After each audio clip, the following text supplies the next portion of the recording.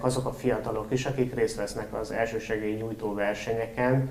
ugye szép számmal jelentkeznek csapatok is, Kalocsán is többször volt már ilyen verseny, ahol veled is találkozhattak. Miért tartott fontosnak, hogy egy ilyen verseny is megszervezésre kerüljön, mit adhat ez a gyerekeknek, és adott esetben akár annak a közösségnek, amelynek tagjai? Rendkívül fontos, és rendkívül ügyesek szoktak lenni egyébként a kalocsai és a Kalocsa környéki, és itt meg kell említenem a hartai versenyzőket, mert ők általában kiemelkedően szerepelnek, de a Kalocsa környékiekre is büszkék lehetünk. Nagyon fontos értelmes időtöltéssel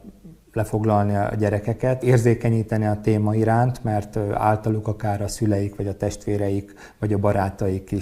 barátaik érdeklődését is fel tudják kelteni, és mint mondtam, ez szerintem a legfontosabb képesség, és a versenyzés, az elsősegély versenyeken, bár laikusok vesznek részt, gyerekek, nem szakemberek, az egy másik terület. Szoktam zsűrizni elsősegély versenyeken, de csapatokat felkészíteni nem. Nyilván tisztában vagyok a legújabb szabályokkal, de az én szenvedélyem a nagyon leegyszerűsített oktatás, a tömegeknek